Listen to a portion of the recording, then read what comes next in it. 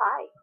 So I was supposed to have an interview today, but I screwed up. I completely messed up the time. So here's what I'm going to do instead. I'm going to record a video of me reading an excerpt from my first book with Torquere, by Degrees, by McDonald. That's me. It's a little weird because I turned off the part where it shows what I'm recording because I kept looking at it, which meant I was looking down like this all the time.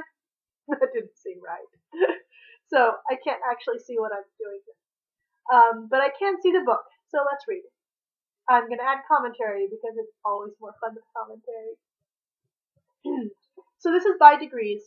At this point in the book, what has happened? Con has moved in with Tim while he looks for an apartment, and he's trying to convince Tim to stop being weird around him because Tim's been like freaking out that Tim might be gay and Con is gay, and oh my god, there's issues. So here we go. It wasn't that Con wasn't looking for a place to live.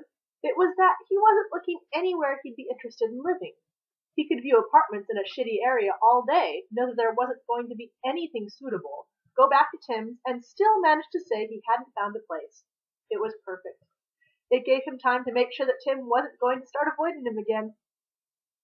Maybe I should look closer to the beach, he said thoughtfully, digging through broccoli to find more steak. Rent's more expensive there. The frown that had been hovering over Tim's face all evening deepened. Well, maybe I should look around here. I've already found some takeout places I like. Con grinned broadly, doing his best to pretend like Tim's overall bad mood wasn't stressing him out. He poked at his tie again. You can't live on takeout, Tim muttered. Ha! You underestimate my abilities. For the record, you can totally live on takeout. Silence hung, dark and grumpy. When he was unable to bear the quiet any longer, Con asked, What's wrong? Nothing. That was bullshit, and Con knew it. He stabbed at his food, then set it down on the coffee table. Is it something I did? No. Tim didn't move. Something I didn't do? That earned a snort. No.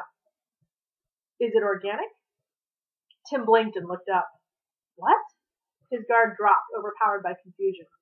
Con almost smiled at the man's befuddled expression, simply because it was an emotion other than irritation or a flat wall of nothingness. Isn't this 20 questions? He grinned slowly, trying to lure Tim into a better mood. Because it feels like 20 questions. I just thought I'd narrow the field to organic or man-made.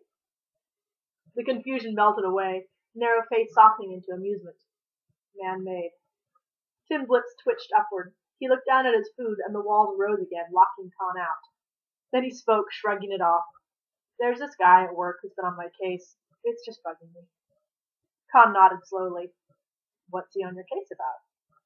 Either Tim was getting worse at keeping the walls in place, or Con was getting better at reading them. He liked to think it was the latter. That expression was definite annoyance. Nothing. Must be some nothing. Tim didn't answer. He used to talk to me about this stuff. Maybe we should go back to email, Con added in an undertone. Tim stood, movements sharp. He set his takeout container down on the counter with carefully controlled motions, then strode toward the bedroom. I can't deal with this. It was quiet enough to almost go unnoticed. Almost. Deal with what? Con snapped, sitting up and forward. Nothing. I have martial arts tonight. I need to go. Trying to bank his frustration, Con took a deep breath and exhaled. Can I come? No. The bedroom door closed. Why not? He yelled down the hall and through the wood. Tim opened the door a crack and answered, Because. That's a childish answer, Con shouted.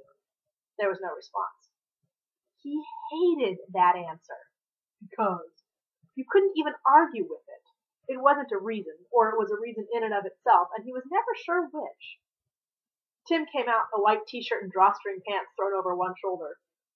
I took karate in 2nd grade. Con stood up and leaned against the counter. Tim grunted. It lasted a whole month. Tim snorted. I took ballet in high school to meet chicks. He trailed off thoughtfully. That earned him a dubious look. Con smiled and shrugged. A look was better than nothing. It only lasted a week. The chicks all thought I was gay. You are, Tim pointed out. Well, yeah, maybe that was why I quit. If there had been other cute guys. Tim rolled his eyes. Are you sure I can't come? Con asked, trailing his friend to the door.